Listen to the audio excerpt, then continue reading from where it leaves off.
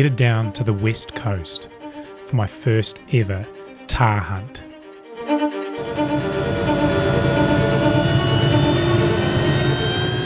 This is something I've been wanting to do for a very long time. I had multiple goals set before me on this trip. My first one was to shoot my first Himalayan tar. My second one was to walk over into the Landsborough Valley.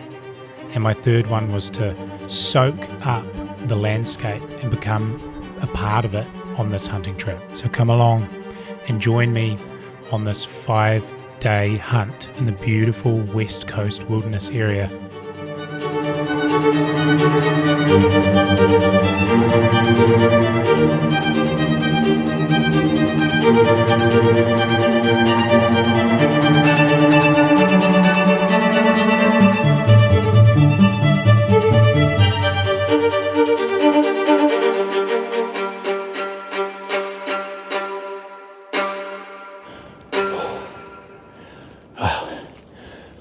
First bit of westland, bush scrubbing, scrub bashing.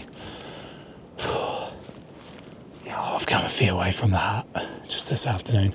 We're walking for a couple of hours solid. So I've got this vantage point right in front of me that I'm going to set up for the evening and just glass and glass and glass. Right out through here. So we've got some shady faces out there. So I'm hoping the tar is starting to move down into those cooler spots. But we'll find out.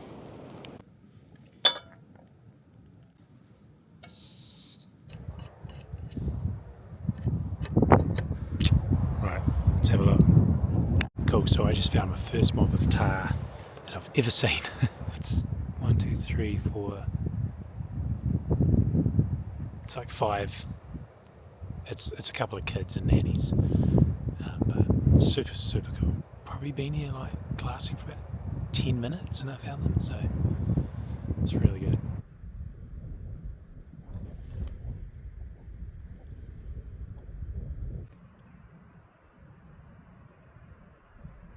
Okay. Pretty cool, man. Couple of young tar. I think they're bulls. But yeah, a bit too small. They're 450 yards away, so pretty cool. Pretty cool indeed.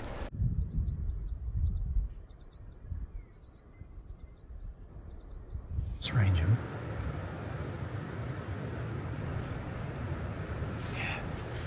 He's 717.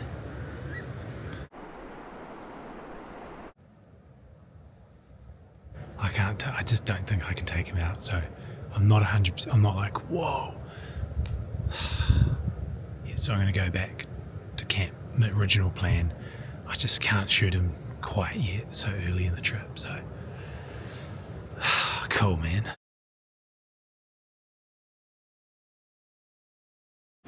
Good morning, guys. It's the first proper day of hunting today, so we've seen some tar, so yesterday I just went downriver a little bit, just picked through all those tar, decided that none of them were shoot. I'm not going to shoot any of those. I think I saw over 60 tar, so man. So today I pushed into a bit of a new area. I'm going to get on the glass.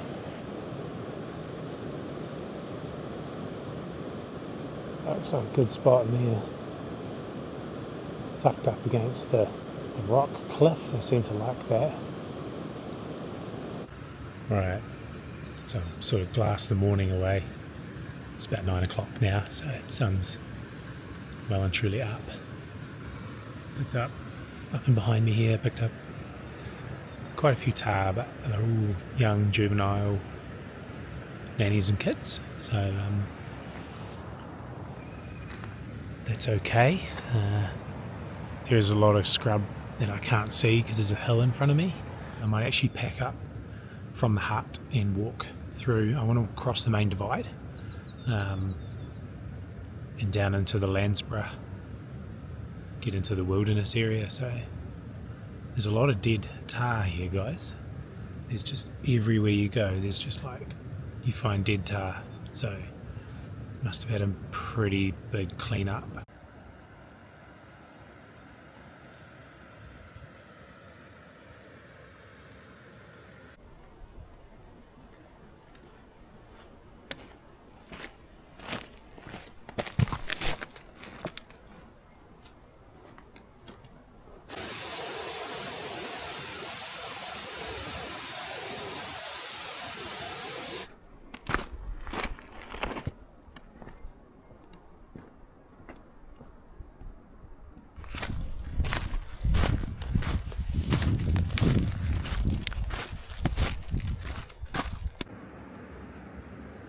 Man, guys, it is amazing up here. So I've just come past Douglas Lake. I've just walked right around it. Took a while, man, but I'm not sure if I'm going to make it to Harper Rock Bivvy. If I do, it'll be, and that's just to check it out, really. Yeah, I should have brought all my gear. But the inReach is not really playing the game with the weather update, so I don't really know what's going on tomorrow, so I thought I'd probably need to just go to the bivvy, have a look. It's good, go all the way back, and then spend the day tomorrow in the rain walking, maybe, depending on the rain. Yeah, she's a big country, man. Check this out.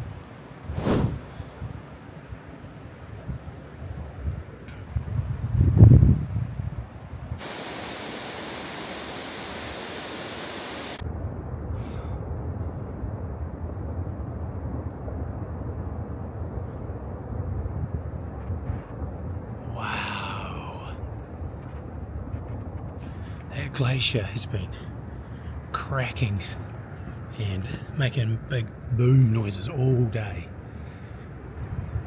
That's impressive, man. Won't find me on a glacier in January.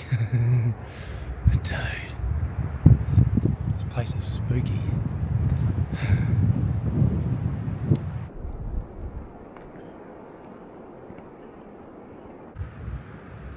Right, so I was going to travel over to there this afternoon. I think I'm going to run out of daylight in all this bluffy country, which I'm not that keen on getting back to the hut at 12 PM. So what I'm actually going to do is, I can tell how you get around Douglas Lake now.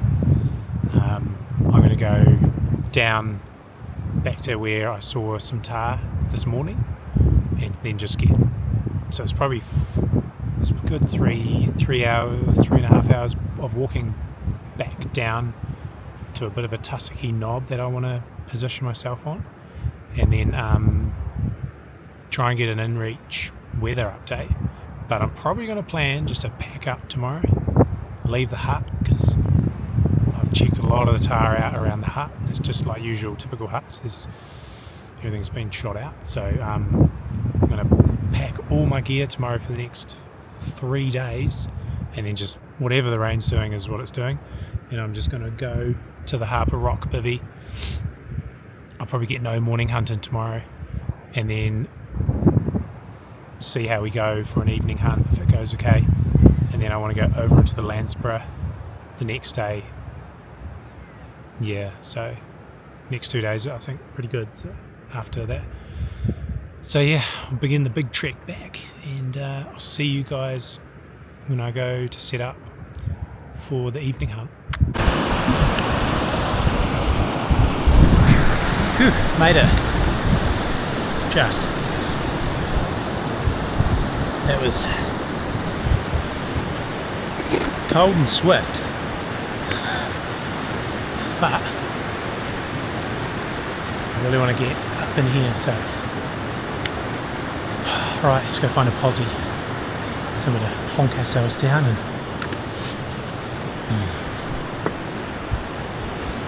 get ready for the evening hunt. Sweet, so I've travelled up into this basin here, and there's quite a lot of sign as I've been travelling through here, so it's really low on the valley floor, so I'm hoping that something happens, something comes out tonight. Did see some tar way up above me in here, but they were just young ones and juvies, but maybe I'm hoping that the bulls are a bit lower than them. Yeah. Oh, there's some tar right there. Oh. Oops. Just sitting out in the open. I can see they're a kid. It's a kid and a nanny. But yeah, some of it's starting to shadow off already, so I better get out of the open. Check this out. Just clambered up this big rock. Found a little, like a little tar bed. There's this big rock here, overhangs.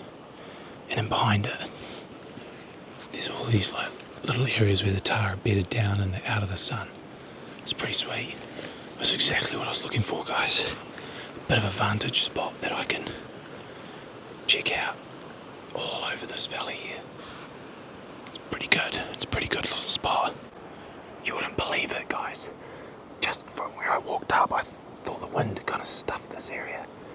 Right down the bottom of the valley walks out a bull tar. He's not that far away either. And it's not that like late in the day. But at first glance, he actually looks okay. So I'm going to get a spotter set up and see if I can make a thing of it. But I'm still going to wait because I'm in a really good vantage point here. Yes. He is the real deal. He is the real deal, man. But he is extremely skittish. And I'm not that far away. I reckon I'm probably 350 yards away. Oh.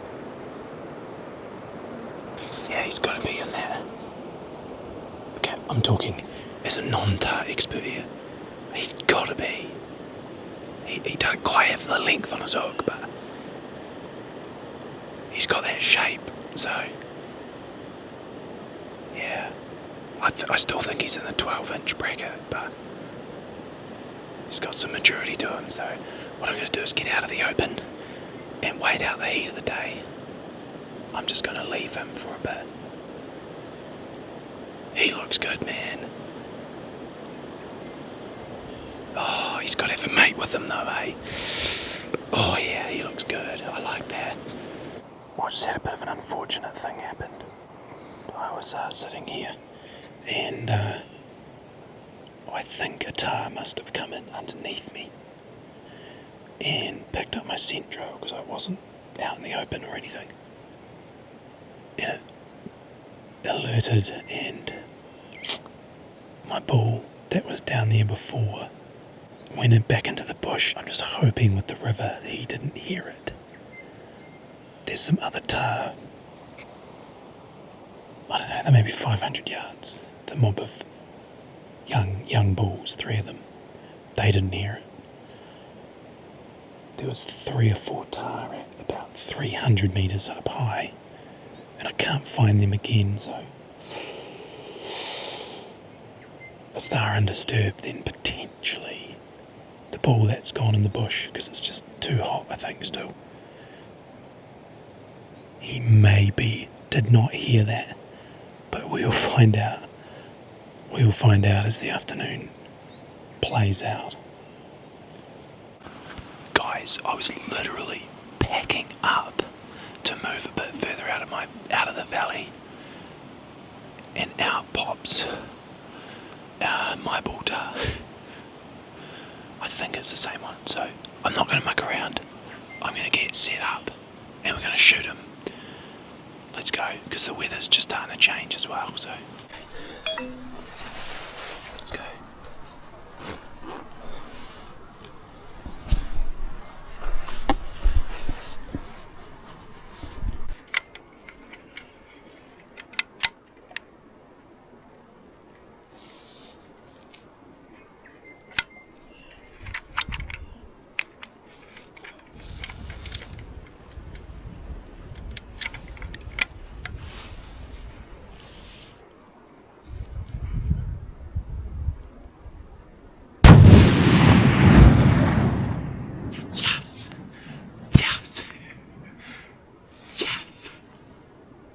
Oh, I'm just gonna wait to make sure he doesn't get up.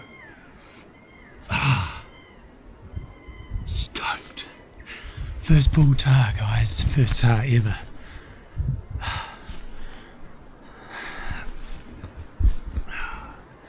And I'm just shaking like crazy. Oh, dude. First blood for the 28 Nosler as well. Oh, just shaking like crazy. Oh, I can't wait to get down there and have a look at him. Yes! Yes! Alright, let's go.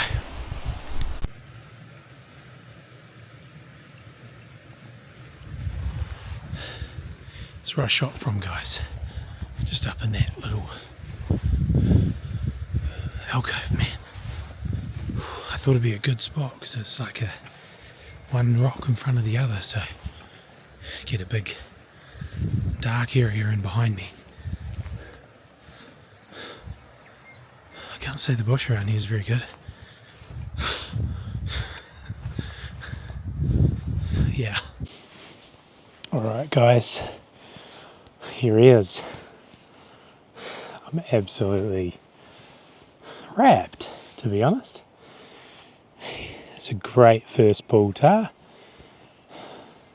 First tar ever that I've shot. So, yeah, I think he's about six and a half years old. Pretty stoked with that. Pretty happy indeed. He was the lowest in the valley as well. So I'm pretty sure he's like, yeah, he's just getting on that mature kind of, yeah, he's close.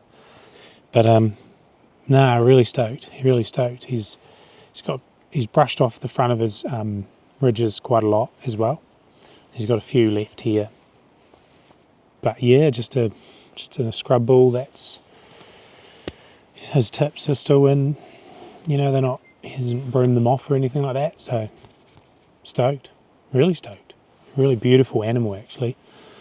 I'm gonna bone him out and stuff like that and take his head and make my way back to camp. Get it done and get out of here. But yeah, stoked. First bull tar.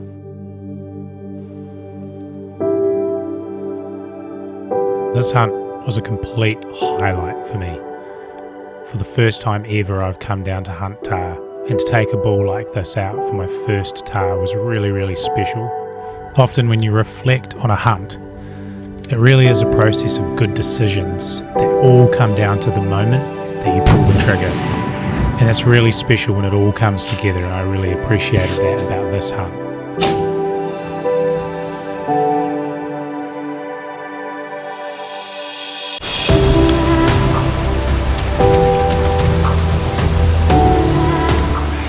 I had achieved my first goal, which was to shoot my first Himalayan Tahr.